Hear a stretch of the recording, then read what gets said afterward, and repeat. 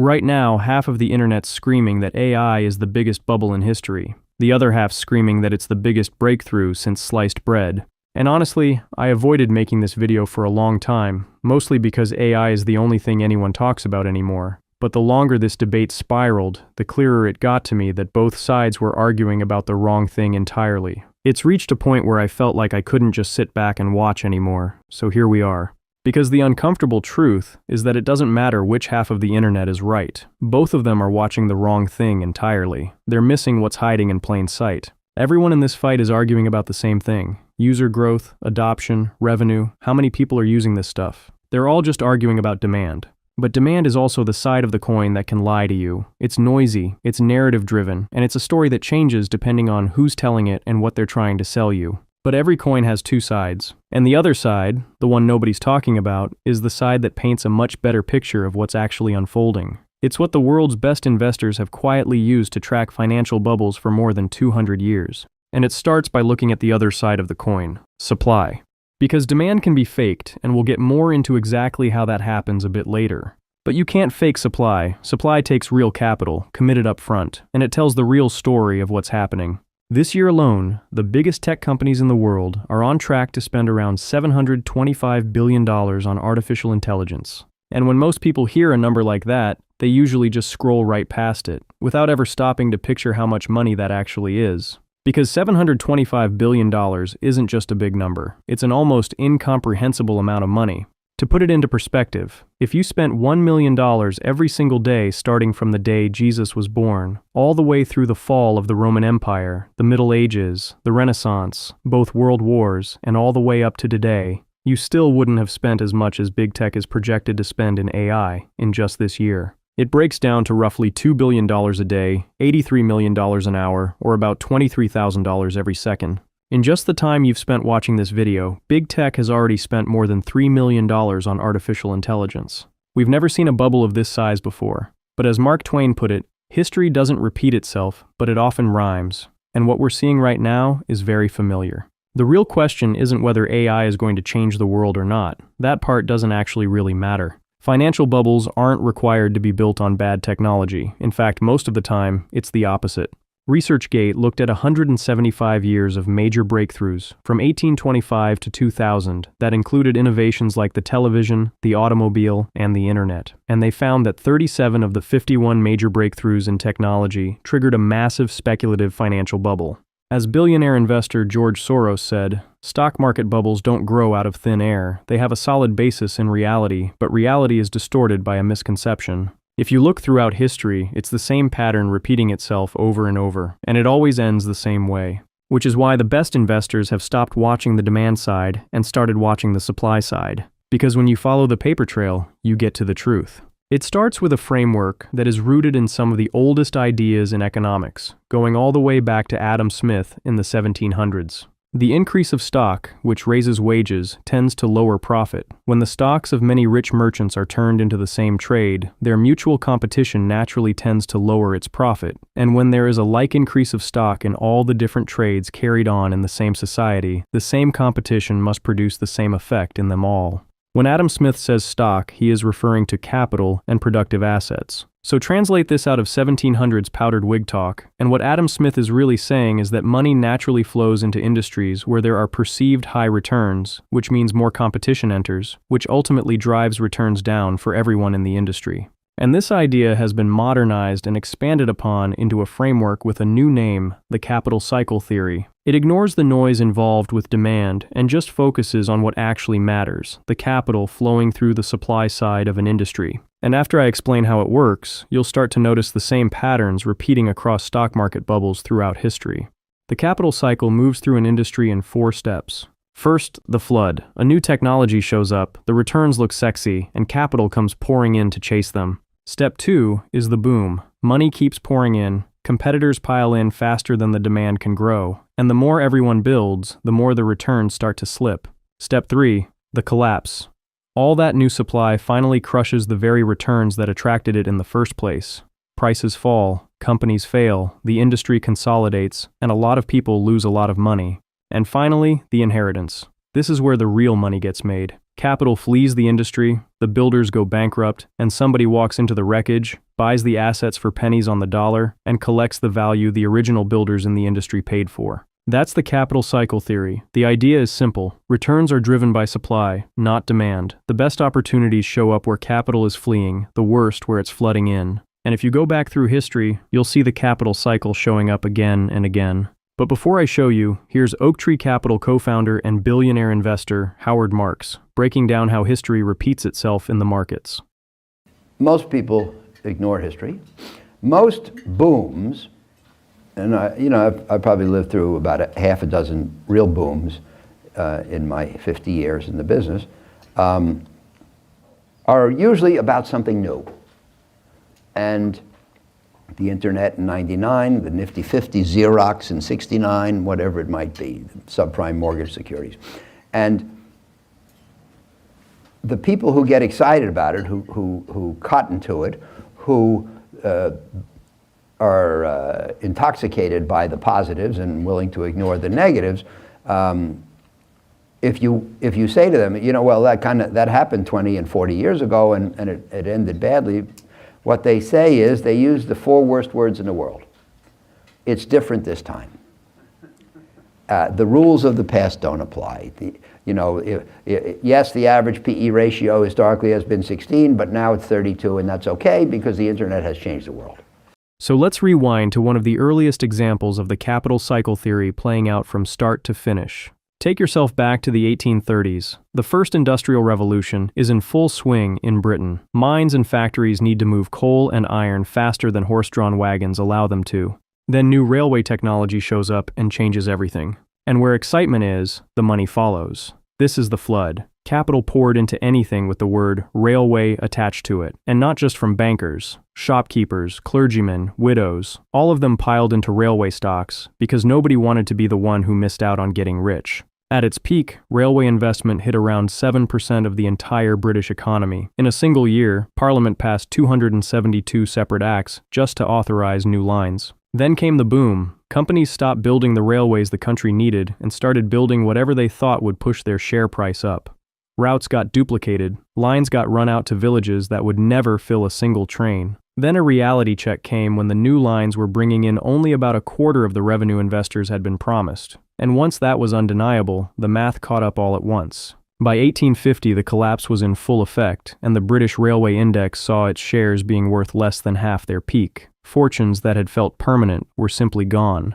And then the last step, the inheritance. The original investors got wiped out, but the rails they had bankrupted themselves laying were still sitting in the ground. Over the following decades, that network became the backbone of the entire British industrial economy. And the people who got rich were the ones who scooped those assets up for pennies after the bubble burst. That's the capital cycle from start to finish. Flood, boom, collapse, inheritance. Money flooded toward the shiniest new industry, certain that's where the best returns were, until all the competition led to oversupply, returns getting crushed, and the people who supplied the boom were destroyed by the very supply they created, while the value they paid for was left for whoever showed up after the crash to snag for a great price. But while the top hats and mutton chops make it easy to dismiss all this as a Victorian problem we would never fall victim to now, that couldn't be farther from the truth. Jump all the way to the late 90s, and we can see the same cycle play out again. After the US rewrote its telecom laws in 1996, the flood poured into fiber optic cable. Carriers buried more than $500 billion of it, around 80 million miles, across the country and under the oceans. But then the hype started to fade, and reality caught up. Around 85% of all that fiber sat in the ground completely unused. Bandwidth prices fell about 90%. The NASDAQ fell more than 70%. And Corning, one of the largest fiber makers in the world, watched its stock go from over $100 a share to about $1. And funny enough, Corning over the past year has become one of the hottest names in AI right now, and their stock chart looks awfully similar today, as it did back in the early 2000s. If we fast forward another decade, we see the pattern play out again in oil. Innovations in fracking unlocked massive, previously inaccessible reserves. Capital flooded in, drillers came chasing all at once. U.S. oil production roughly doubled, and the U.S. became the largest oil producer on Earth. And then the supply blew straight past the demand. Between 2014 and 2016, the price of oil collapsed from over $100 a barrel to about $30. More than 200 North American oil and gas companies went bankrupt, the borrowers drowned, and the cheap energy they left behind got picked up at a steep discount. So railway mania in the 1840s, fiber optic cable in the late 90s, and shale just over a decade ago. 3 different centuries, 3 different technologies, 3 completely different industries, nothing in common except one thing, the exact same cycle playing out underneath all of it. Which brings us to the biggest one yet, the one our entire economy is currently clinging onto for dear life, artificial intelligence. This is the one that matters the most, because when the other 3 collapsed, they took down some investors and a couple of industries. But artificial intelligence right now is holding up the entire economy. Before we get into just how big this AI thing has actually become, a quick pause. Because a lot of what I've covered so far comes down to one pattern. The people building the supply are the ones taking the risk. The factories, the infrastructure, the capital, they spend first, and hope demand shows up later. Which brings us to the sponsor of today's video, Printful. They do the opposite. Printful is print on demand. You make a design, put it on a product, and nothing gets made until someone's already bought it. Meaning no upfront inventory costs, no stacks of boxes taking over your garage, and no risk of being stuck with products nobody wants. The order comes first. Printful handles everything after that. Here's what it looks like. I just take whatever design I choose, upload it to a product inside Printful, like this coffee mug, connect to a store like Shopify or Etsy, publish it, set up billing, and that's it. The whole process takes less than an hour, and I'm ready to start selling. With 508 customizable products to choose from, more than 1 million items fulfilled each month, and a 99% plus order approval rate, Printful is the fastest, most reliable way to turn an idea into a product you can sell online. If you're interested, you can check out Printful using the link below or in the pinned comment. Thank you to Printful for sponsoring this video. And now back to how the entire United States economy has quietly become dependent on one massive bet.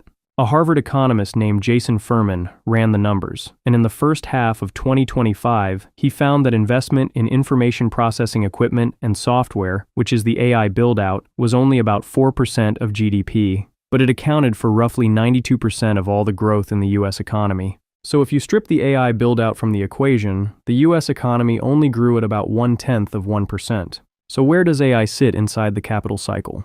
Well, the money is still pouring in, but if you look closely, there are cracks starting to show. Remember when I said you can fake demand and that we'd come back to it? This is us coming back to it. In the 90s, they faked demand with a story. WorldCom stood up and said internet traffic was doubling every 100 days, and the whole industry ran with a number that was never real. This time, they're not faking it with a story, they're faking it with money. You've probably seen this chart that looks like a circuit board.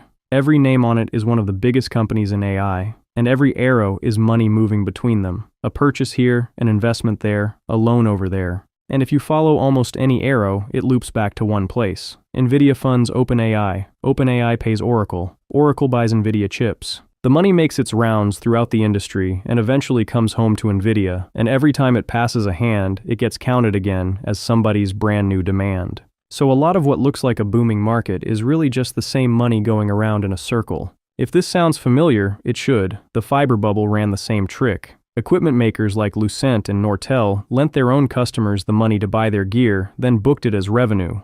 Activist hedge fund and alternative asset manager Buxton Helmsley clocked this immediately. They noted that vendor financing did not merely add risk at the margin, it manufactured the appearance of end demand. Equipment sold to customers who could pay only because the seller had financed them was recognized as revenue, validated growth narratives, and supported valuations, until the moment the sellers could no longer extend credit. So that circle can do a lot. It can manufacture demand, prop up revenue, and keep the chips moving. But there's one thing it can't do. It can't escape the ideas Adam Smith laid out about money chasing high returns, competition entering, and returns getting compressed for everyone. And the best place to look for returns slipping is in the eye of the storm, OpenAI. 2 years ago, OpenAI basically was AI. ChatGPT had no real competition. Then everyone showed up. Google, Anthropic, Meta, xAI, a dozen others, all selling more or less the same thing. It's the boom arriving, right on schedule. Then last year, OpenAI's financials leaked. For the first time, we could see what that competition did to the hottest company in the world. And it's ugly. OpenAI lost $38.5 billion in 2025, nearly 8 times its loss the year before. But the real story for OpenAI isn't just in the headline number, it's buried a few lines down. When you look at what OpenAI had to spend on sales and marketing, it jumped more than 400% in a single year to $5.7 billion. That's 44% of their entire revenue spent just to keep people using the product. That's the cost of the boom. The returns are falling, exactly the way they fell for railways, for fiber, and for shale, which means you already know what comes next. And we're already seeing early signals of it throughout the industry. In early June, a chipmaker called Broadcom beat its earnings, but guided its AI sales for the next quarter a few $100 million light. For a company worth nearly $2 trillion, that should barely move the needle. But following that news, about $300 billion of its market value vanished in a single session. One of the biggest single-day losses in Wall Street history, over what amounts to a rounding error for a company of Broadcom's size. That's the tell. When a few $100 million in soft guidance can erase $300 billion in a day, you're not looking at a healthy market. You're looking at one priced for perfection, where being even slightly less than perfect costs you more than $250 billion. There's an old line in business: the pioneers get the arrows and the settlers get the land. It means the first companies into a new market take the hits, the risk, the losses, and the resistance. Then the later arrivals walk in after everything has stabilized, the dust has settled, and quietly take the prize without ever taking the arrows. You've watched this happen in front of your eyes for your whole life, whether you realize it or not. Take search. In the mid-90s, AltaVista, Lycos, and Excite were the pioneers. They spent millions building the first web crawlers and teaching the world what a search engine even was. Then they buried their pages in news, email, and banner ads chasing revenue to pay for it all and let the actual search product decay. Then Google walked in, didn't repeat their mistakes, and took the land.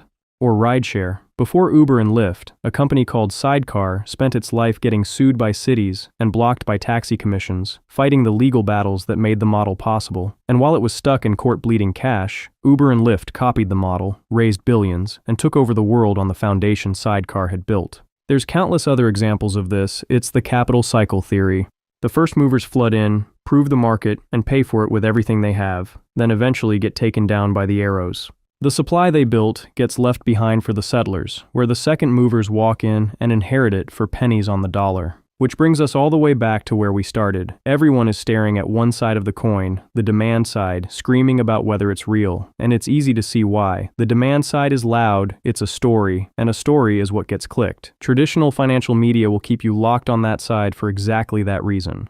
But in finance, the side that actually decides what happens is never the loud one. It's the quiet mechanics underneath that drive everything. If you want to track that side instead of just following the noise in traditional media, hit subscribe. Once you understand the cycle of how capital flows through industries, the whole fight everyone is having online looks like the wrong fight.